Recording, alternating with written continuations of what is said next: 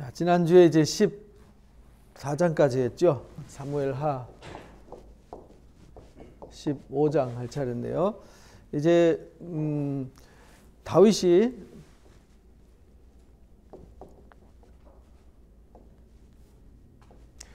이 타락한 사건, 이 하나가 오는 파장이죠. 이 다윗의 이 타락, 이 타락이라는 것이 죄의 문제였잖아요.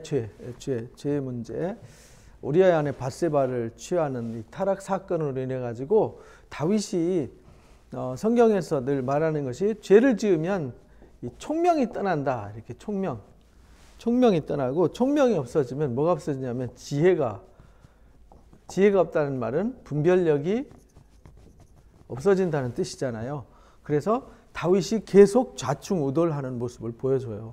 그래서 이 사건으로 아들을 하나 잃고, 또 큰아들 암논이 그 딸 다말을 또 성폭행하게 하는 사건, 또 암논이 압살롬 아들에 의해서 죽는 사건, 그리고 압살롬이 지금 돌아왔잖아요. 그래서 이제 도망갔다가 도피해서 돌아오는 과정들, 이 타락한 이후에 총명이 떠난 이후에 벌어지는 이 사건들 하나하나 보면은 다윗이 계속 미스를 하고 있단 말이죠.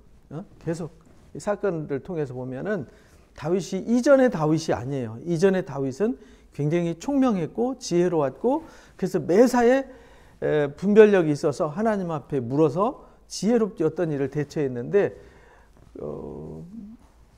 다말 사건도 겪지 않아야 될 사건인데 겪게 되고, 또 암논이 죽게 되는 사건도 안 겪어도 될 일인데 불행을 겪어요. 그리고 이제 요압의 그 잘못된 관계로 인해 가지고 또 압살롬이 돌아오게 하잖아요. 이것 또한 이제 총명이 없어진 상태에서 생긴 일이에요. 근데 돌아와서 압살롬을 잘 관리하고 품었어야 되는데 오히려 압살롬의 마음이 뒤틀려 가지고 반역을 하게 되는 사건이 생기죠. 이후에 압살롬이 자기를 위해서 그래서 병거와 말을 준비했더라. 병거와 말을 준비했다는 얘기는 이 사울 왕 이후에 다윗이 통치할 때 병거와 말이 없었어요. 이스라엘에는 말을 안 키우기 때문에 주로 말은 이집트에서 수입을 해왔죠.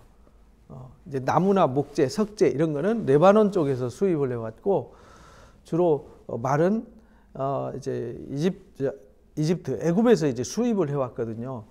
그래서 이제 이 솔로몬한테 나중에 뒤에 나옵니다만은, 11기에 나옵니다만은,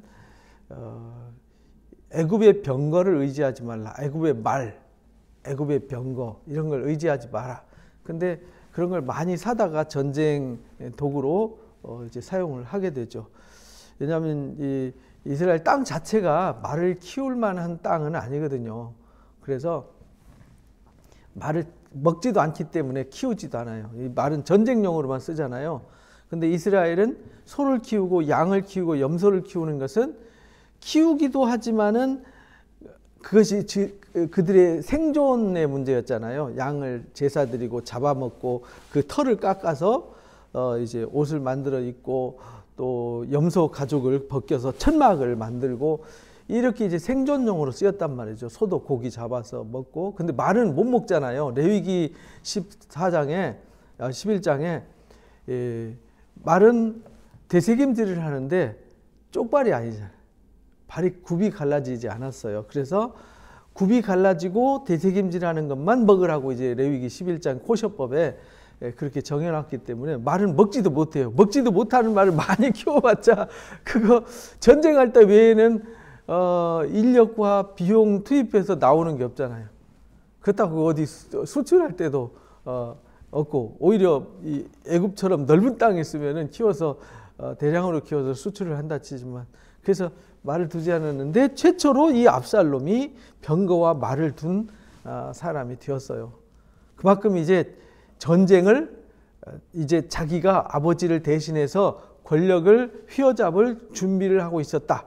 그 말은 무슨 말이냐면, 다윗이 지금 타락한 이후에 이 총명이 좀 떠나니까 이 백성들도 그렇고 지도자들도 그렇고 지금 압살롬이 봐도 아버지가 옛날의 아버지가 아니에요. 그래서 이제 아버지 물러가고 이제 내가 왕할 때가 되었다. 다말 사건으로 이 사고를 쳤을 때가 이 압살롬이 20대 중반이었잖아요. 그리고 다윗이 한 50 후반?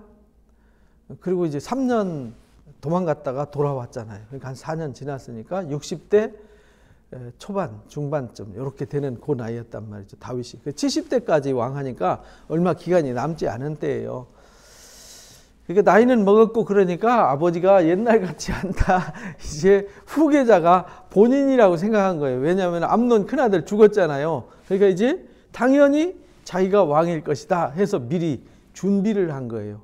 근데 이스라엘에 왕을 세우고 왕을 준비할 때는 반드시 하나님이 지명을 하셨어요. 하나님 앞에 예배하고 제사하고 선지자들을 통해서 지명한 사람이 기름 부어서, 그래서 다윗도 기름 부어서 왕이 되고, 그럼 이제 다윗이 제사장한테 가서 예배하고 누구한테 기름 부어라 이렇게 해야 이제 기름 붓는 것이 그 시대에 사사 시대부터 시작해서 대를 이어가는 그 열왕기의 역사란 말이죠. 그래서 말들을 준비하고 호위병까지 두었어요. 50명을 그 앞에 세우니라. 벌써 압살롬은 보이지 않게 어떤 역사를 준비해 가는 겁니다. 압살롬이 일찍 일어나 가지고요. 또 성문 길 곁에 서 가지고, 그 말은 이때는 아직 성전이 없었잖아요. 예루살렘으로 들어오는 사람 뭐 하러 왔냐면 왕한테 재판을 청하러 왔어요. 곁에 서서 어떤 사람들이 송사가 있어서 왕에게 재판을 청하러 올 때에 그 사람들 불러 이르되 너는 어느 성읍 사람이냐라고 물어요. 친절하게. 그러니까 이렇게 압살롬이 굉장히 백성들한테 친절하고, 원래 이제 다윗이 그렇게 친절하고 영민했는데 이제 범죄하고 나서 나이도 먹고 이러다 보니까 많이 이제 둔탁해졌어요. 그래서 어느 성읍 사람이냐? 그럼 그 사람이 대답하되 종은 이스라엘 아무 지파 사람입니다라고 이렇게 했어요. 그러면은 압살롬이 그 얘기를 해, 보라, 내 일이 옳고 바르다마는 내 송사를 들을 사람을 왕께서 세우지 아니하셨다. 지금 이 왕궁에는 네 고민을 들어서 해결해 줄 사람 없어. 이렇게 말한다는 거예요. 생각해 보세요. 지방에서 아주 그 멀리 보따리 싸들고 그 자기의 속상함과 억울함을 송사하기 위해서 거기까지 왔는데 왕한테는 그런 너를 이렇게 너의 고민을 풀어주고 해결해 줄 사람이 없어. 그런 사람 세워놓지도 않았어. 이렇게 말했을 때 그 절망감이 얼마나 컸겠어요. 압살롬이 이르기를 내가 이 땅의 재판관이 될 거다. 내가 해결해 줄게 이 말이에요. 네 문제 뭐야? 내가 해결해 줄게. 누구든지 송사나 재판할 일이 있어 내게로 오는 자에게 내가 정의를 베풀기를 원하노라. 내가 아버지처럼 그렇게 규모 없이 무질서하게 하지 않고 나는 정확하게 질서 있게 정의를 베풀 거야 이렇게 말합니다. 사람이 가까이 와서 그에게 절하더라. 그러니까 생각해 보세요. 막 억울함 때문에 왔는데 야, 이 왕국에는 너의 문제 해결할 사람 없어. 내가 해결해 줄게. 나는 정의를 베풀 사람이야 라고 말하니까 얼마나 고맙겠어요. 멀리서 왔는데. 그래서 넙적 절하고 압살롬을 절할 때 손을 펴가지고 붙들고 그에게 입을 맞췄더라. 그러니까 벌써 백성의 마음이 누구한테로 간 거예요? 압살롬한테. 이제 다윗으로 향했던 마음이 압살롬께로 이제 다 가는 거예요. 이스라엘 무리 중에서 왕께 재판으로 오는 자마다 압살롬이 이렇게 했더라. 그래서 이스라엘 사람의 마음을 압살롬이 훔쳤더라. 이렇게. 다윗은 모르는 거죠. 그러니까 다윗이 총명이 떨어지니까 지금 성문 앞에서 무슨 일이 벌어지는지도 모르고 있는 거죠. 벌써 이런 일이 계속 되어지고 있으면 소문도 났을 테고, 뭐가 좀 이렇게 주변에 뭐 시위대, 뭐 경원들도 있고 또 군사들도 있고 이 대신들도 있고 성문을 들락거리는 사람들이 다 보고 있을 텐데 아무도 얘기해 주는 사람도 없고요. 지금 다윗은 이 사실을 전혀 모르고 있어요. 전혀 모르는 상태에 있는 거죠. 4년 만에 압살롬이 왕한테 아뢰입니다. 4년 만에. 그리고 이제 그렇게 지나는 동안에 시간이 또 흘렀어요. 시간이 또 흘렀어요. 그래서 4년 만에 압살롬이 왕께 아뢰되 내가 여호와께 서원이 있습니다 라고 압살롬이 왕한테 말합니다. 이미 백성들의 마음을 하나하나, 그러니까 지금 압살롬은 굉장히 치밀한 사람이잖아요. 자기 동생 다말이 성폭행 당했을 때도 당장 암논한테 형님 어찌 그럴 수 있습니까 하고 멱살 잡고 싸운 게 아니라 잠잠하고 너는 가만히 있어라, 이 일은 내가 해결한다 하고는 전혀 감정을 드러내지 않으면서 이 양털 깎는 축제 때 초청해가지고 암논을 죽이잖아요. 철저하게 준비하고 계획하는 아주 치밀한 사람이 이 압살롬이었어요. 그러니까 지금 백성들의 마음을 사고 병거를 세우고 호위 군사를 만들고 이 과정을 하나하나 지금 밟아가면서 헤브론으로 가겠습니다 이러잖아요. 헤브론. 하나님께 서원한 게 있습니다. 근데 뭘 서원했는지 물어보지도 않아요. 다윗은 서원한 게 있사오니 청하건대 내가 헤브론으로 가서 그 서원을 이루게 해주십시오 이렇게 말할 때 왕이 당신의 종이 아람 그술에 있을 때 서원하기를, 아람 그술에 있을 때가 뭐냐면 암논 죽이고 도망갔을 때 그술에서 3년간 지냈잖아요. 그때 내가 하나님 앞에 서원했습니다. 이 서원이 뭐냐면 자기가 다윗 쫓아내고 자기가 왕 되겠습니다 라고 스스로 서원한 거거든요. 서원하기를 만일 하나님께서 반드시 나를 예루살렘으로 돌아가게 하시면 내가 하나님을 섬기겠나이다 이렇게 했습니다. 근데 이게 지금 이 말할 때 다윗은 무슨 말인지 알아들었어야 되잖아요. 지금 상황이 어떻게 돌아가는지 알고 헤브론으로 왜 가려고 하지? 이것도 빨리 깨달았어야 되는데요. 다윗이 이 죄짓고 나서 이 총명이 많이 흐려졌어요. 이 사람이 죄를 짓고 죄가 죄를 만들고 죄가 죄를 만들고 그러면 여러 가지 일이 막 복잡하게 얽히잖아요. 복잡하게 얽히면은 사람이 이 총명이 어두워질 수밖에 없어요. 그래서 우리가 어떤 일이 하나 생기면 주변에 여러 가지가 복합적으로 막 얽히면 조금 판단력이 흐려질 수가 있거든요. 그래서 지금 다윗이 지금 그러고 있어요. 왕이 그에게 이르되 평안히 가라. 이런 일이 있으면은 딱 이 다윗이 항상 하는 일이 이미 이 우리아의 아내 밧세바 사건 이전에는 뭔 일이 생기면은 항상 뭔 일 했죠? 선지자들 부르거나 제사장 불러서 하나님께 먼저 여쭙고 하나님께서 가라 하면 가라고 하나님이 이렇게 하라 하면 이렇게 했는데 지금 그 이후로부터는 그 일이 없어졌잖아요. 매사에 그냥 감정적으로 판단하고 시행을 해요. 그가 일어나 헤브론으로 가니라. 평안히 가라 이렇게 말했어요. 지금 반역하러 가는 건데 눈치도 못 채는 거죠. 이 압살롬이 정탐을 이스라엘 모든 지파 가운데 보냈어요. 정탐을 12지파에 두루두루 파송을 해가지고요. 너희는 나팔 소리를 듣거든 말하기를 압살롬이 헤브론에서 왕이 되었다 하라. 이렇게 벌써 이제 백성들의 마음을 다 사서 소문을 많이 내놨잖아요. 거기다가 각 지파에 다 사람들을 파송해서 정탐꾼 박아놔 놓고 야! 압살롬이 헤브론에서 왕 됐대! 라고 외치라고 말했어요. 벌써 이제 반역 준비가 다 끝난 거죠. 이렇게. 이제 선포만 하면 끝나는 상황. 그때 청함을 받은 200명. 그렇게 해놔놓고 헤브론에 200명을 청했어요. 200명을 청했는데 압살롬과 함께 예루살렘에서부터 헤브론으로 내려갔더라. 청함받은 사람들이. 그들이 누구냐면 지도자들이에요. 지도자들, 유력한 지도자들을 왕자가 다음에 왕위를 이어받을 왕자라고 생각했기 때문에 백성의 지도자들은 아무 생각 없이 헤브론으로 다 간 거죠. 그들은 압살롬이 꾸민 그 모든 일을 알지 못했더라. 이렇게 압살롬이 치밀했어요. 아주 치밀하게 반역을 준비했죠. 그저 따라가기만 한 사람들이더라. 제사 드릴 때 압살롬이 사람을 보냈더라. 다윗의 모사 길로 사람 아히도벨도 그 성읍에서 길로에서 청하여 왔더라. 이 길로는요 헤브론에서 가까워요. 이 길로의 아히도벨은 굉장한 요즘으로 말하면 제갈공명 같은 사람이에요. 제갈공명처럼 아주 최고의 지략가, 다윗의 최고 지략가인데 왜 아히도벨이 예루살렘을 안 있고 길로에 내려가 있을까? 다윗이 지금 하는 일이 옛날 같지 않아요. 왜냐하면 이 아히도벨은 워낙 지혜롭고 총명하기 때문에 어떤 일을 논리적으로 짝짝짝짝짝 쪼개서 일이 안 되면 답답해서 못 살아요. 그래서 나중에 이제 압살롬이 자기 의견 안 들어주니까 돌아가서 자살해 버리잖아요. 그런 정도로 아주 철저한 사람이었어요. 그러니까 이 아히도벨도 고향으로 내려가 있을 정도로 다윗이 지금 느슨해져 있는 상태예요.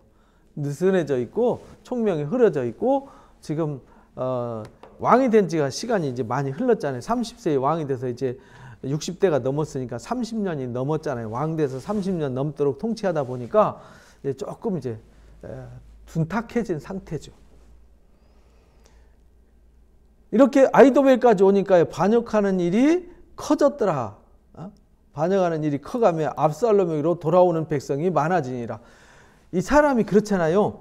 누군가 사람들이 자꾸 모이는데 보니까 압살롬 앞에 예루살렘의 유력한 지도자들이 다 와 있고 아히도벨도 압살롬의 옆에 있다 이야기 들으니까 사람들의 시선이 다 아히도벨로 가는 거예요. 이 압살롬에게로 가는 거예요. 그래서 반역이 점점 야 이거 뭔가 심상치 않다. 야 이제 압살롬이 이게 뭘 할 것 같다. 그래서 백성이 점점 그쪽으로 몰리게 되는 거죠. 전령이 이렇게 된 상황을 다윗에게 알렸어요. 전령이. 이스라엘의 인심이 다 압살롬에게로 돌아갔나이다 라고 말해요. 이제서 전령이 알려줄 정도로 이 다윗은요 무관심했던 거죠. 밑에 지도자들 관리를 제대로 안 했고요. 지금 나라 정치에 조금 집안일로 인해서 어수선해지니까 집중하지 못하고 있었어요.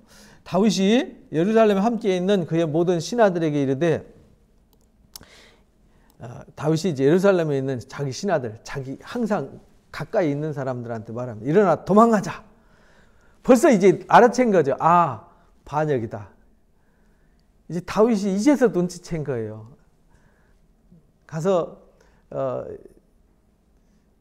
헤브론에서 일 다 버리고 있는 동안에 깜깜이로 있다가 그렇지 않으면 우리 중 한 사람도 압살롬에게서 피하지 못하리라. 빨리 가자 두렵건대 그가 우리를 급히 따라 우리를 해하고 칼로 성읍을 칠까 하노라. 왕의 신하들이 왕께 이르되 우리 주 왕께서 하고자 하시는 대로 우리가 따라가겠습니다. 보십시오, 우리는 종 아닙니까? 라고 이제 이야기를 하고 이제 도망가기 시작합니다. 왕이 나갈 때에 그의 가족을 다 따르게 하고 후궁 10명은 왕궁에 남겨뒀어요. 데리고 갔어야 되는데 여기 또 이제 실수를 하게 되는 거죠. 왕궁을 지키게 아니라 왕이 나가매 모든 백성이 다 따라서 벳메르하게 이르러 멈추어 섰더라. 그의 모든 신하들이 그의 곁에 지나가고 모든 그렛 사람, 블렛 사람이 용병들이잖아요. 다윗이 전쟁하고 헤브론에서 왕이 되고 이제 전체 정복 전쟁을 해나갈 때 다윗과 함께했던 아주 그 이방인 용병들이에요. 또 왕을 따라 가드에서 온 모든 가드 사람 600명 이랬잖아요. 600명. 이 사람은 누구냐면 사무엘상에 다윗이 이제 사울 왕을 피해서 도망 다닐 때 뒤에 억울한 자, 누명을 쓰고 억울해졌고 좀 자기 애통한 자들 이들이 따라 붙었잖아요. 그때 따라 붙은 첫 번째 사람들이 400명이었는데 뒤에 보니까 500명이 따라 붙었다. 23장에서는 400명이 나오는데 25장에서는 600명으로 늘어나요. 그죠? 그래서 이 사람들은 다윗이 도망 다닐 때 생사고락을 같이 했던 아주 전사들이죠. 전사들. 다윗의 핵심 전사들. 이 사람들도 함께 따라갑니다. 그때에 왕이 가드 사람 이때에게 말합니다. 이때 아주 충성스러운 신하한테 너도 우리와 함께 가느냐? 너는 쫓겨난 나그네니 돌아가서 왕과 그 함께 네 곳에 있으라. 이렇게 이제 말하니까 너는 어제 왔고 나는 정처 없이 가니 오늘 어찌 너를 우리와 함께 떠돌아다니게 하리오. 너도 돌아가고 내 동포들도 데리고 가라. 은혜와 진리가 너와 함께 있기를 원하노라 하고 이제 본인이 데려가는 사람들은 용병 데리고요. 신하면 데리고 도망가는 거죠. 근데 이때가 말합니다. 여호와의 살아계심과 내 주 왕의 살아계심을 두고 맹세합니다. 진실로 내 주 왕께서 어느 곳에 계시든지 사나 죽으나 종도 그곳에 있겠습니다. 그래서 다윗이 이때 이르되 앞서 건너가라 하며 이때와 수행자들과 함께 한 아이들이 다 건너갔더라. 그래서 함께 가게 됐죠. 온 땅이 큰 소리로 울며 온 땅 사람들이 큰 소리로 울었다. 온 땅 사람들이 큰 소리로 울었다. 지금 갑자기 느닷없는 거잖아요. 느닷없이 그것도 아들한테 반역당해 가지고요. 지금 이제 장인한테 십몇 년 동안 쫓겨 다녔잖아요. 그러다가 지금 가족 아들 죽었지요. 딸 성폭행했죠. 또 성폭행한 아들을 또 이 압살롬이 또 죽이는 살인 사건이 일어났죠. 그래서 그 아들 미운 아들 데려다 놨더니 백성들 마음 다 뺏고 대신들 마음 다 사로잡고 다윗의 두뇌와 같았던 이 아이도벨 자기 수하로 만들고 반역을 하고 다윗 죽이겠다 이렇게 쫓아오니까 지금 이제 갑작스럽게 당황스러운 거죠. 그래서 다 울면서 도망가는 겁니다. 울면서.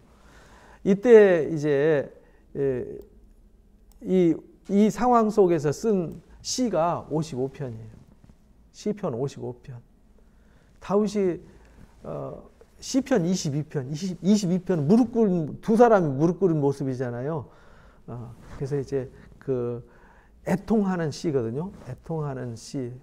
애통하며 호소하는 시. 근데 55장도 똑같아요. 뒤집어져서 그렇지. 근데 55장도 애통하면서 하나님 앞에 부르짖어 구하는 시인데 뭐 때문에 애통하냐면 자기가 가장 신뢰했던 친구가 동료가 적이 돼 있는 거죠. 이거보다 가슴 아픈 게 없잖아요. 그래서 쓴 시예요. 모든 백성이 앞서 건너가며 왕도 기드론 시내를 건너갔더라. 이 기드론 시내가 이제 예루살렘에 이렇게 있으면 여기에 이제 골짜기가 있어요. 여기가 감람산이고요. 여기가 예루살렘입니다. 여기 이제 골짜기가 있어요. 여기가 이제 겟세마니거든요. 여기가 이제 중앙계곡이에요. 중앙계곡. 그리고 여기가 흰놈 골짜기예요. 지금은 여기를 헤롯이 메꿔가지고 여기 이렇게 예루살렘이 이렇게 사각형으로 되어 있지만 옛날에는 여기만 이렇게 되어 있었어요. 중앙골짜기를 중심으로. 근데 이걸 다 메꿔서 지금 여기가 이제 골고다 언덕이거든요. 그래서 성 밖이었어요. 근데 비잔틴 시대 때 이 성 바깥까지 이렇게 축성을 해가지고 지금은 골고다 언덕이 성 안에 있어요. 예루살렘 성 안에 있습니다. 원래는 성 안에 있으면 안 되잖아요. 예수님이 영문 밖에 나가서 십자에 못 박혀서 속죄 제물이 되셨으니까 속죄제는 이 제사 드리고 그 고기와 똥과 이런 거는 가족은 다 밖에 영문 밖에 나가서 진영 밖에 나가서 불살라서 드리는 게 속죄란 말이에요. 예수님이 성 안에서 돌아가시면 속죄가 안 되잖아요. 그래서 여기 골고다 언덕이 갈보리 언덕, 골고다 언덕, 해골 언덕이라는 뜻이죠. 거기서 이제 했는데 여기 흰놈 골짜기, 여기는 죽음의 골짜기예요. 저주의 골짜기. 여기는 왕의 골짜기라고 그래요. 기드론 골짜기는. 여기 이제 이 성전이 여기 있는데 성전 문이 항상 동쪽으로 열려 있었어요. 그래서 성막이나 성전을 지을 때는 항상 동쪽을 향하도록. 그러다 보니까 오해가 생긴 게 뭐냐면 동쪽의 성전에 딱 태양이 떠오르니까 태양을 숭배하는 잘못된 사상이 만들어진 거예요. 그래서 요시야 왕 때 태양신 숭배 사상이 만들어져서 그걸 요시야 왕이 개혁할 때 다 때려 부시는 얘기가 나오잖아요. 그래서 요 골짜기가 깊어요. 여기를 건너가는 거죠. 이 감람산을 지나서 이제 이쪽에 요단강으로 건너가서 지금 요단 땅으로 건너가는 거죠. 광야길로 행하니라. 이 광야를 지나가면서 쓴 시가 시편 63편입니다. 이 광야를 지나갈 때 생각해 보세요. 화려한 집에서 살다가 편안하게 살다가 광야는 가보시면 알지만 정말 황량한 바위와 돌멩이밖에 없잖아요. 뜨거운 태양 외에는 아무것도 없어요. 그 광야 길로 행할 때 얼마나 처량하겠어요. 그것도 굉장히 험악해요, 길이. 보라, 사독과 그와 함께한 모든 레위 사람들도 언약궤를 메어 가지고 내려왔어요. 언약궤를. 아비아달도 제사장이잖아요. 와서 모든 백성이 성에서 나오기를 기다리도다. 왕이 사독한테 말합니다. 하나님의 궤는 성읍으로 도로 메어가라. 막 언약궤까지 막 들고 왔단 말이죠. 근데 다윗은 여기서 확실하게 다윗은 총명이 좀 흐려졌어도 확신은 있었어요. 언약궤가 하나님은 아니거든요. 하나님은 언약궤를 모시고 거기에 언약에 하나님의 눈길과 하나님의 그 마음이 있는 거지, 언약궤가 신은 아니거든요. 신. 엘리 제사장의 두 아들이 블레셋과 전쟁할 때 언약궤를 들고 가잖아요. 미련하게. 그래야 언약궤를 뺏기잖아요. 블레셋 사람들한테. 그게 이제 사무엘상 이제 4장 얘기죠. 그 뺏겨가지고 결국은 블레셋 5개 도시가 아주 전염병으로 쑥대밭대죠. 그래서 이제 베세메스로 다시 돌려보내는 스토리가 거기 나오게 되는데, 언약궤 메고 오니까 그 도로 메고 가라. 그거는 나와 갈 게 아니다. 지금 다윗이 도망가는 건 뭐 때문에 도망가는 거예요? 압살롬이 반역했는데 그 반역이 누구 때문이에요? 하나님 때문이 아니고 자기 때문이란 말이에요. 자기가 우리아 안에 밧세바 사건으로 인해 가지고 죄를 범했기 때문에 그 죄로부터 도망가는 거거든요. 그 죄진 결과로 매맞고 있다라고 생각하기 때문에 도로 가라는 거죠. 만일 여호와 앞에서 은혜를 입으면 나를 여기로 다시 이끌어 오실 거다. 만약에 내가 죄를 범해서 하나님이 나를 버리시면 압살롬이 왕 되는 게 맞고, 만약에 하나님이 나를 기억하시고 약속을 지키셔서 긍휼히 여기신다면 나를 돌아오게 하시는 것이 맞다. 이렇게 이제 생각한 거죠. 그래서 내가 그 계획, 그 계신 데를 보이실 거다. 이렇게 말합니다. 그러나 그가 이와 같이 말씀하시기를 내가 너를 기뻐하지 아니한다 하시면 종이 여기 있사오니 신이 선이 여기는 대로 내게 행하시옵소서 하리라. 그러니까 만약에 죄 지은 결과로 내가 이 광야에서 아니면 요단강에서 아니면 요단 동편에 가서 죽더라도 이건 하나님의 정하신 뜻이니까 아멘으로 받아들이겠다는 거예요. 그러니까 다윗이 정신이 번쩍 든 거죠. 그래서 다윗이 총명이 돌아올 때는 언제 돌아와요? 고난을 당할 때. 그래서 우리가 고난을 당할 때 정신을 차리잖아요. 멀쩡할 때는요, 잘 나갈 때는요, 사람이 둔해져요. 근데 위기가 오면은 사람이 자기를 돌아보게 되고, 하나님 앞에 엎드려서 회개하고, 자신의 삶을 점검하게 되는 거죠. 그래서 다윗이 태평할 때에는 총명이 흐려졌다가 지금 울면서 맨발로 지금 기드론 왕의 골짜기를 지나가면서 거기서 이제 깨달음을 얻는 거죠. 왕이 제사장 사독에게 이르되 네가 선전자가 아니냐? 너는 너희 두 아들 아히마아스와 아비아달의 아들 요나단을 데리고 평안히 성읍으로 돌아가라. 이렇게 돌아갑니다. 너에게 내가 알리는 소식이 올 때까지 내가 광야 나루턱에서 기다릴 거다. 소식을 기다리겠다. 이 말은 내가 죽든지 살든지 소식이 올 거 아니에요. 어떻게 되든지 그 소식을, 너희가 그 소식을 전해주는 사람이 되라. 그래서 사독과 아비아달이 하나님의 궤를 예루살렘으로 메어가지고 거기 머물러 있으니라. 다윗이 감람산 길로, 감람산 여기 예루살렘에서 이 왕의 골짜기. 왜 왕의 골짜기냐면 항상 왕이 들어가는 문이, 에스겔에 보면 왕이 들어가는 문이 이 동쪽에서 들어가요. 왕만이 동문으로 들어갈 수 있어요. 그래서 예수님이 감람산에서 이 여리고로 와가지고 여리고에서 감람산을 거쳐서 여기로 이렇게 들어가신 거예요. 벳바게에서 감람산을 넘어가가지고 이제 기드론 골짜기를 건너서 이제 왕의 문으로 들어가시는 거거든요. 승리의 입성이라고 이제 우리가 그렇게 하는 거죠. 왕만이 들어가는 길이니까 예수님이 왕이시잖아요. 그래서 왕만이 들어가는 길이었어요. 그래서 이 왕이 지나가는 길, 그리고 하나님이 왕이시잖아요. 만왕의 왕이신 하나님이 성전 예루살렘에서 감람산으로 나가셔서 이 예루살렘을 떠나시고 바벨론 포로로 잡혀가잖아요. 그래서 하나님이 들어오시고 나가시고 왕이 들어가고 나가는 곳이 이 동쪽 기드론 골짜기 쪽이에요. 그래서 여기는 기드론 왕의 골짜기로 신성하고 거룩한 곳이에요. 근데 여기 흰동 골짜기는 서쪽이잖아요. 서쪽은 이 예루살렘 성전이 여기 있으면은 이쪽 문을, 이쪽으로 나가는 문을 분문이라고 그래요. 덩게이트. 똥문이라는 거죠. 오물 버리는.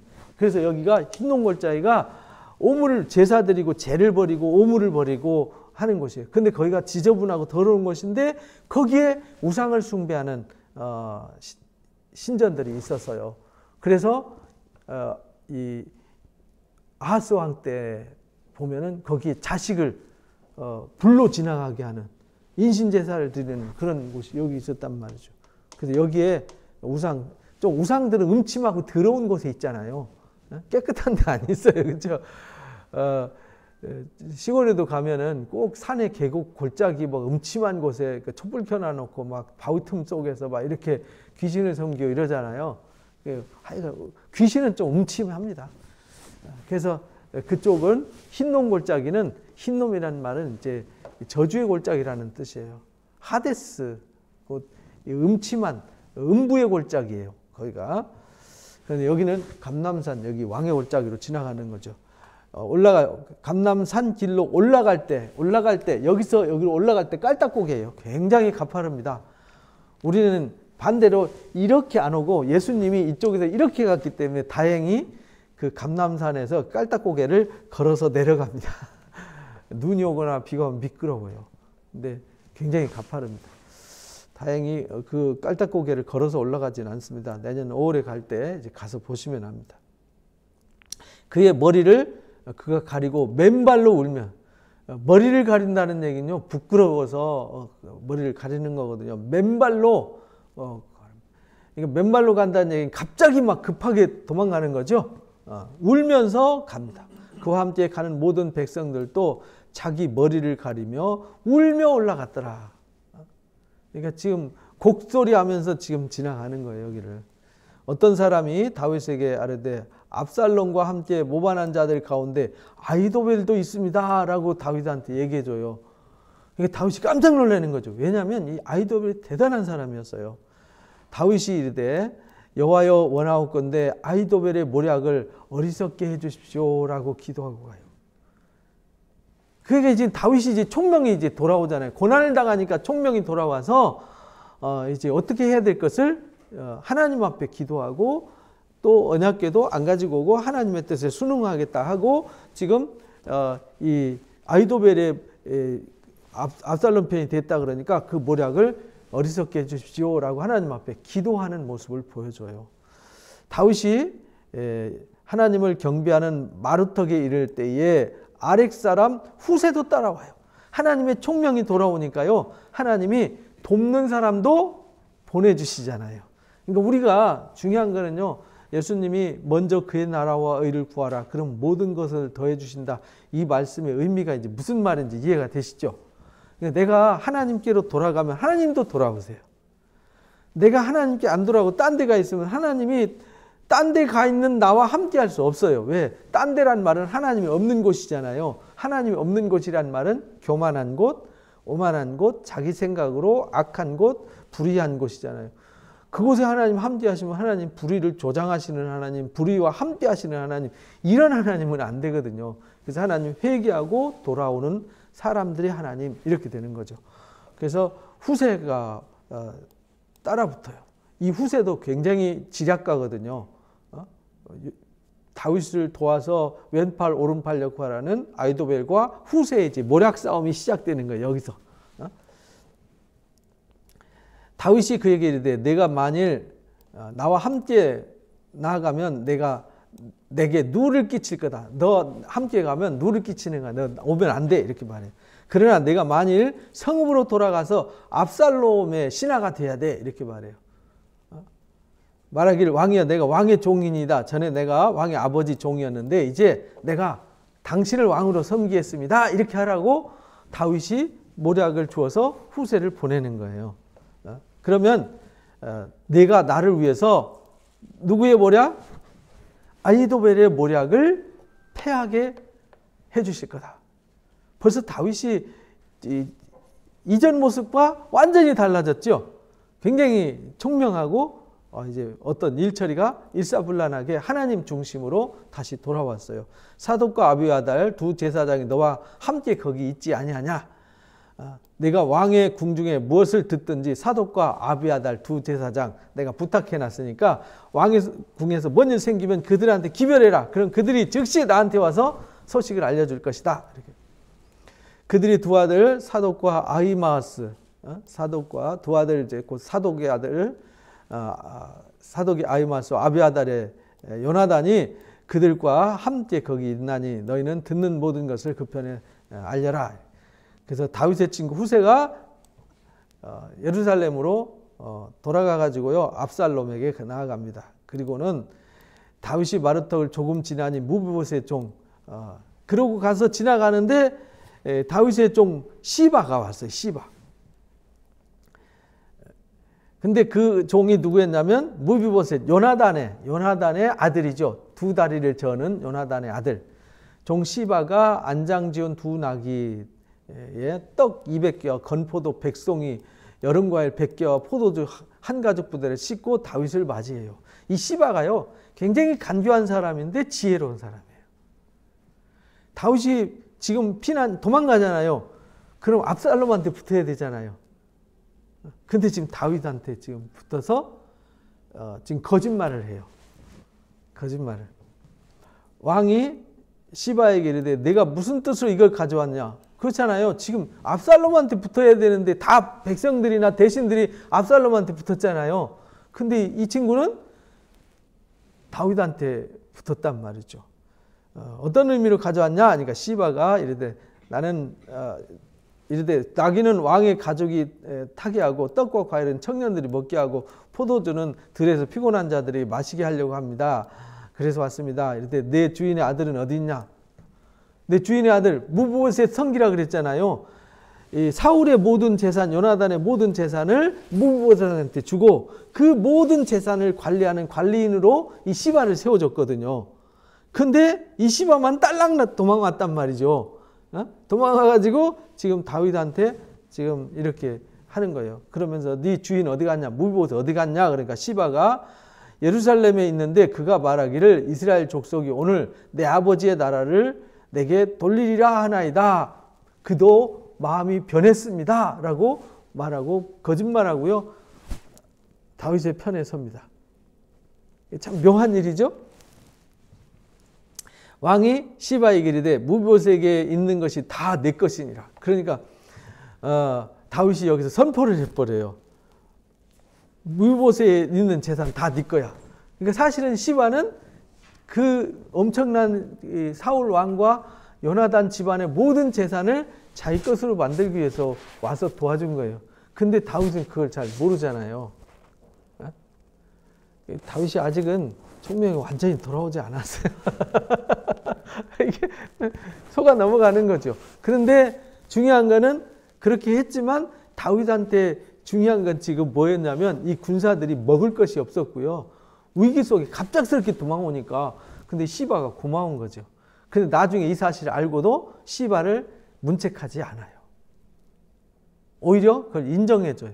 왜냐하면 그가 나쁜 생각으로 했지만 다윗을 위기에서 구원해 준 사람이거든요. 그래서 다 내 것이다 라고 선포를 해줬어요. 그래서 그 집의 모든 재산이 무비보셋 것이 됐어요. 시바 것이 됐어요. 그리고 나중에 무비보셋이 그걸 인정했어요. 시바가 나 속이고 이렇게 했다. 그렇지만 그 모든 재산 시바에게 줘도 됩니다. 라고 뒤에서 이제 인정을 해주는 사고가 생겨요. 시바가 이르되 내가 절하나이다. 내 주 왕이여 내가 왕 앞에서 은혜를 입게 하옵소서. 다윗 왕이 바후림의 이름에 거기서 사울의 친족 한 사람이 나와요. 이렇게 해서 은혜를 입게 했어요. 그리고는 사울의 친족 중에 한 사람이 베냐민 지파 사람이죠. 여기 이제 게라의 아들 시므이라는 사람이 나옵니다. 나오면서 계속 쫓아오면서 돌멩이 던지면서 티끌을 날리면서 저주를 합니다. 그때 모든 백성과 용사들은 다 왕의 좌우에 있었어요. 그때 시므이가 저주하는 가운데 말하니라 피를 흘린 자여 사악한 자여 가거라 사울의 족속의 모든 피를 여호와께서 내게 돌리셨도다. 고소하다 이놈. 왜냐하면 자기 이 시므이는 사울 왕의 모든 것을 처단하고 자기가 사울의 왕의 모든 재산과 모든 왕권을 다 뺏어갔다고 생각한 거예요. 뺏어간 게 아니잖아요. 사울 왕이 전쟁터에 나가서 죽었고 이제 북이스라엘에 아브넬이 갔다가 나라를 통째로 바친 거였잖아요. 그리고 이 이스보셋이라고 하는 사울의 아들 그 신하 2명이 그 이스보셋을 죽이고 나라를 통째로 갖다 바친 거였잖아요. 그러니까 이 사울의 집안에서는 다윗이 기분이 안 좋은 거예요. 아직도 그렇게 나쁘게 생각하는 사람이 있었던 거죠. 그래서 그를 이어서 내가 왕이 되었으나 하나님께서 나라를 내 아들 압살롬의 손에 넘기셨도다. 보라 너는 피를 흘린 자이므로 화를 자초했다라고 막 저주를 퍼붓는 거죠. 그러니까 스루의 아들 아비새가요 화가 났어요. 이 죽은 개 같은 자가 막 이래서 내 조왕에게 저주하리까 청컨대 내가 건너가서 머리를 베게 하소서. 이러니까 다윗이 만류를 합니다. 스루의 아들들아 나와 무슨 상관이냐? 너희와 나하고 뭔 상관이냐? 왜냐하면 스루의 아들들이 다윗을 도와주면서도 항상 다윗의 위기를 만들었잖아요. 처음 왕 됐을 때도 요압이 아브넬을 죽이는 바람에 굉장한 위기에 처해 있었잖아요. 근데 하나님이 그걸 오해를 벗겨주셨죠. 그가 저주하는 것은 여호와께서 그에게 다윗을 저주하라 하신 거다. 그러니까 시므이가 저주하는 소리를 들을 때 그가 미운 게 아니라 다윗은 그가 저주하는 소리를 하나님이 자신의 잘못을 자신의 죄를 책망한다 이렇게 받아들였어요. 다윗이 이제 고난을 통해서 이제 하나님의 음성을 듣고 하나님이 하시는 일을 보게 되는 거죠. 그래서 우리도 어떤 일을 겪을 때에 하나님께서 이렇게 하시는구나 라는 마음으로 받아들일 수 있는 믿음이 우리에게 필요하다는 거죠.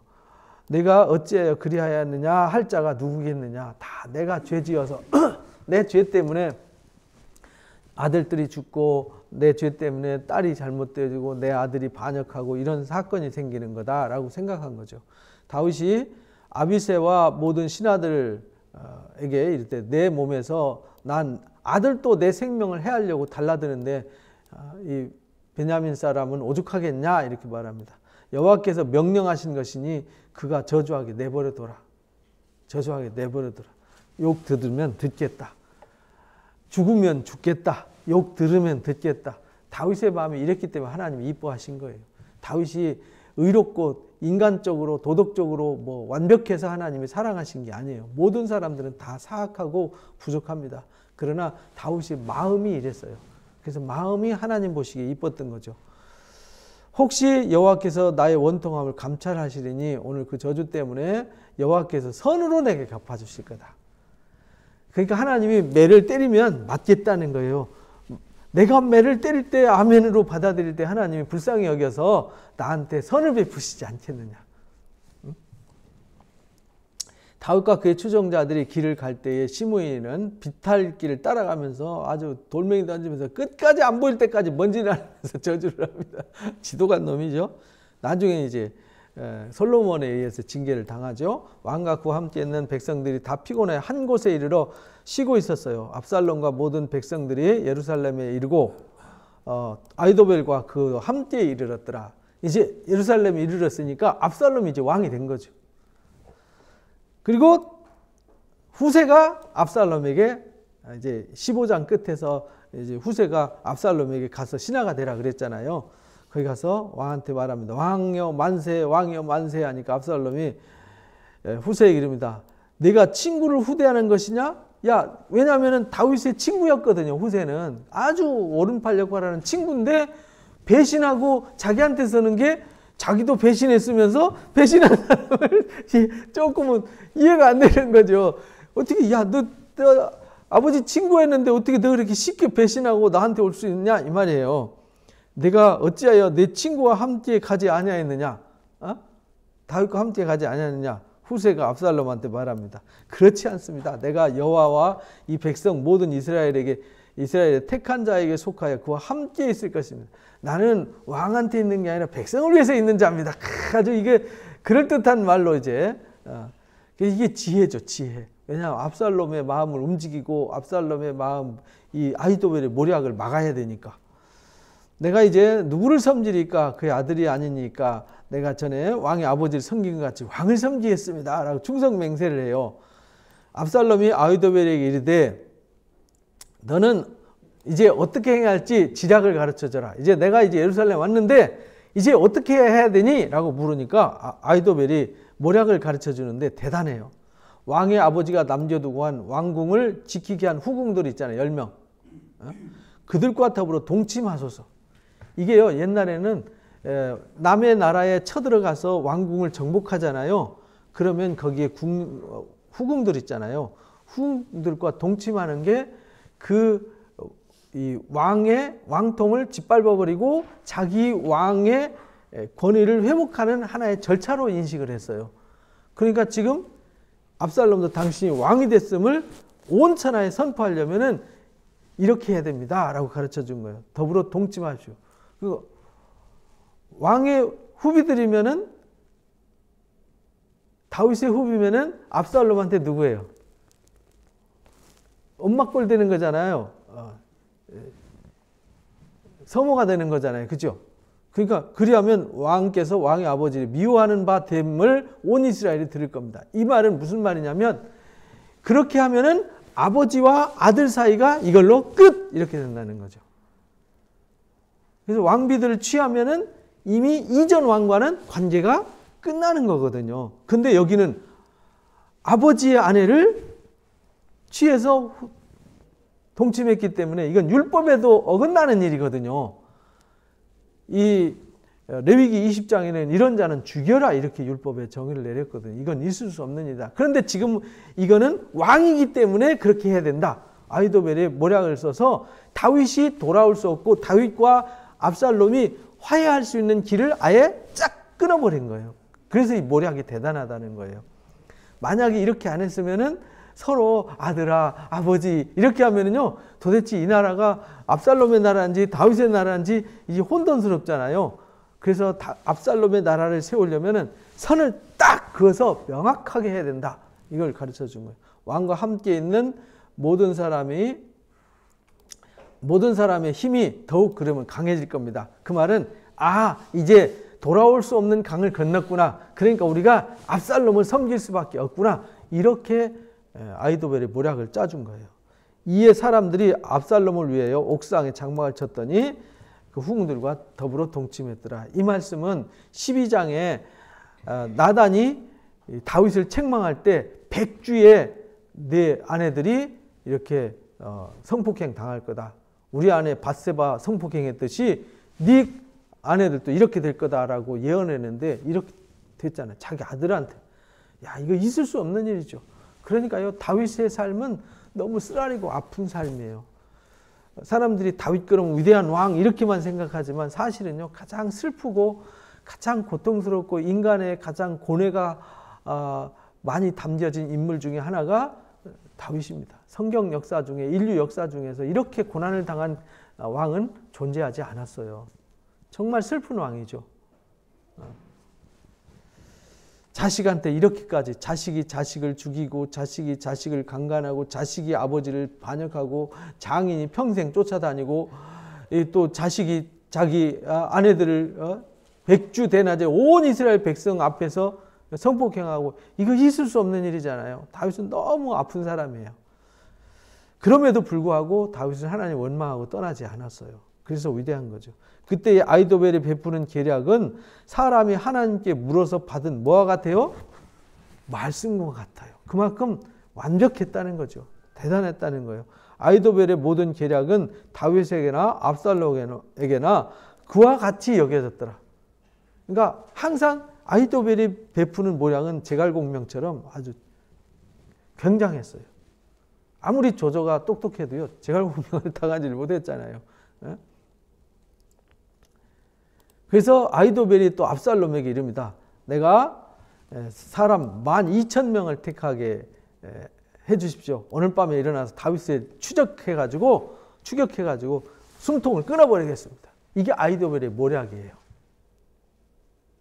쫓아가서 숨통 끊어버리겠습니다. 이게 사실은 돌격대 수집해가지고 지금 다윗은 맨발로 울면서 그 사람들 개나리 벗짐 메고 준비도 안 된 상태로 울면서 막 오합지졸로 끌려서 지금 광야로 막 지나가고 있는 상황이잖아요. 전열을 정비하고 뭐 전쟁을 준비하고 이럴 겨를이 없잖아요. 먹을 것도 뭣도 없이 막 가다가 이 시바가 겨우 주워서 먹고 광야 지나가는 상황이니까 이 12,000명이 쫓아가지고요, 숨통 끊어버리면 다윗의 삶은 끝나는 거거든요. 그러니까 아히도벨의 말을 따라가야 돼요. 근데 이 아히도벨의 모략을 미련케 해주십시오라고 다윗이 도망가면서 기도했잖아요. 그때에 하나님 후세를 보내주셨고, 후세가 왕한테 가서 붙어서 왕의 신하가 되었어요. 그래서 그 후세를 통해서 이 모략을 무너뜨리는 거거든요. 그가 곤고하고 힘이 빠졌을 때 기습해가지고 무섭게 하면 백성이 도망갈 겁니다. 그럼 왕만 쳐 죽이면 됩니다. 그러면은 이 나라가 완전히 압살롬 당신의 것이 됩니다 라고 가르쳐줘요. 모든 백성이 돌아오고 모든 사람이 돌아오기는 왕이 찾는 이 사람에게 달렸습니다. 그러면은 모든 백성이 평안할 겁니다. 이걸로 모든 게임이 끝납니다. 실제 그렇거든요. 이렇게 다윗이 죽으면 모든 게임 끝나는 거잖아요. 근데 압살롬과 이스라엘 장로들이 다 그걸 옳게 여겼더라. 근데 압살롬이요, 후세한테 그걸 물러요. 이게 이제 하나님이 참 묘한 일이에요. 후세를 불러요. 우리가 그의 말도 한번 들어보자. 그냥 했으면 됐는데, 하나님이 아히도벨의 모략을 미련케 해주십시오 했을 때 하나님께서 압살롬의 마음을 움직여서 후세의 말을 듣게 하신 거죠. 하나님의 일은 그래서 오묘한 거예요. 아히도벨이 이렇게 말했는데 너는 어떻게 하면 좋겠니? 그러니까 후세가 이번에는 아히도벨이 참 지략가인데 이번에는 아닌 것 같다 이렇게 말해요. 이번에는 아닌 것 같다. 이번에는 좋은 것 같지 않다. 후세가 말하되 왕도 아시지 않습니까? 왕의 아버지와 그 추종자들은 다 용사입니다. 곰이 새끼를 빼앗긴 것 같이 지금 분노하고 갑니다. 분노하고 가는 게 아니라 사실은 슬퍼서 울면서 오합지졸로 도망가고 있는 건데 왕의 부친은 전쟁에서 익숙한 사람입니다. 그 환갑 넘은 노인네가 뭔 전쟁에 익숙한데 얼마나 싸우겠어요. 백성과 함께 자지 아니하고 지금 그가 어느 굴이나 어느 곳에 숨어 있을 겁니다. 그 무리 중에서 몇 명이 엎드러지면 그 소문이 듣는 자가 말해요. 압살롬을 따르는 자가 그 가운데 패했다고 소문날 겁니다. 이 다윗과 함께 했던 600명의 용사들과 그렛 사람, 블렛 사람들은 전쟁의 아주 용사들이거든요. 이 사람들이 아주 이 곰이 새끼 잃어버린 곰은 그 사자고 뭐고 호랑이고 소용없거든요. 감당이 안 돼요. 무섭습니다. 그래서 절대 곰새끼 건드리면 안 됩니다. 그것처럼 막 분노했기 때문에 걸리면 죽습니다. 이러니까 압살롬도 쿵 하는 거. 왜? 자기가 어렸을 때 다 봤잖아요. 다윗이 도망다니면서, 그리고 이 주변에 블레셋과 암몬과 모압과 아람 사람들 전쟁에서 치고 하는 거 다 봤잖아요. 어렸을 때 다 눈으로 똑똑히 압살롬이 보고 살았기 때문에 후세가 그 약점을 파고 들어간 거란 말이죠. 당신도 잘 알지 않습니까? 그들이 어떤 군사들인지 그렇게 말하니까요. 비록 그가 사자 같은 마음을 가진 용사의 아들일지라도 낙심하리니 이는 이스라엘 무리가 왕의 아버지는 영웅이요 추종자들 용사인 줄 다 알지 않습니까? 온 나라가 다 알지 않습니까? 그러면 이들이 가서 패했다는 소문 들으면 백성들이 움찔하고 백성들이 다윗에게로 다시 마음이 돌아갈 겁니다. 그러니까 조심해야 됩니다. 아주 그럴싸하잖아요. 그러니까 나는 이렇게 계략을 세웠습니다. 단에서부터 부엘세바까지, 이 말은 이스라엘이 이렇게 땅이 있으면 이쪽 단에서부터 여기 부엘세바까지, 그러니까 온 이스라엘 이 말이죠. 바닷가 모래같이 많은 사람들 다 모읍시다. 지금 뭐 하는 거죠? 시간 버는 거예요. 다윗이 빨리 요단강 건너가도록 시간 벌기. 우리가 만날 곳에서 기습하기를 이슬이 땅에 내린같이 우리가 그 위에 그냥 무더기로 가서 덮치는 게 낫습니다. 이렇게 말해요. 하나도 남겨두지 않을 것입니다. 만일 어느 성읍에 들었으면 이스라엘이 밧줄을 가져다가 성을 끌어다가 그 백성이 많으니까 그 성에 들어가 있으면 밧줄로 성을 묶어서 그냥 확 끌어서 강에다 집어넣어 버리면 됩니다. 그거 작은 돌 하나도 보이지 않게 그냥 한 번에 싹 쓸어 버립시다. 이렇게 말하니까요, 시원시원하잖아요. 후세의 모략이. 압살롬과 온 이스라엘 사람들이 후세의 말 들으니까 진짜 그럴듯하잖아요. 그러니까 아히도벨의 계략보다 낫다 이렇게. 야, 이번에는 후세의 모략이 아히도벨의 모략보다 나은데 이렇게 말해요. 그러니까 압살롬이 이렇게 한 이유는 하나님께서 압살롬에게 뭐 하려고요? 화를 내리시려고 아히도벨의 계략을 물리치라고 명령하셨습니다. 이렇게 후세가 사독과 아비아달 두 제사장에게요, 잽싸게 이제 아히도벨이 이 특수부대 만들어 가지고 긴급 돌격대 둬가지고 쫓아가서 숨통 끊으려고 하니까 빨리 도망가야 됩니다라고, 이러이러하게 계략을 꾸몄으니까 빨리 요단강 오늘 밤 거기서 자지 말고 밤을 새워서라도 피곤하지만 요단강 건너가야 됩니다라고 이제 계략을 꾸밉니다. 그래서 이걸 알려주러 막 가는데 한 청년이 압살롬한테 이 정탐꾼 보내는 거를 들켰어요. 들켜서 그 여인이 그 우물 속에 엔노르겔이라고 하는 이 우물가에서, 여기 이제 엔노르겔이라고 나오죠. 엔노르겔이 이제 가야바 집에서 이렇게 내려다 보면은 여기 기드론 골짜기가 있다고 그랬잖아요. 여기 기온샘이 있고 여기 만나는, 여기 내려가는 여기쯤에 엔노르겔이라는 샘이 있어요. 지금도 있어요. 여기 이제 가야바 집에서 이렇게 내려다 보면 보여요. 예루살렘 가면 이제 거기 가르쳐 드릴게요. 그래서 요 샘이 있고 요 길로 이제 내려가는데 숨어서 내려가다 들켰어요. 그래서 알린지라 두 사람이 잽싸게 우물 속에 내려가서 숨어서 거기서 피하게 됩니다. 그래서 압살롬의 종들이 어디 갔냐, 그러니까 벌써 가버렸는데요 이래가지고요, 숨어서 가서 다윗한테 이 사실을 알립니다. 그들이 간 후에 두 사람이 우물에 올라와서 다윗왕에 가서 이 사실을 알립니다. 빨리 물을 건너가소서. 물을 건너려면 요단강 건너가라는 말이에요. 아히도벨이 당신들을 해하려고 이렇게 계략을 세웠습니다. 그래서 요단강을 건너갈 때 새벽까지 한 사람도 요단강을 건너지 못한 자가 없더라. 밤새 걸어간 거예요. 군인들 뭐 밤새 행군하듯이. 아히도벨이 자기 계략이 성사되지 않았어요. 시행되지 않으니까 아히도벨이 시행되지 못함을 보고 낙이 안장 지우고요, 고향으로 돌아가서 목매달아서 죽어버렸어요.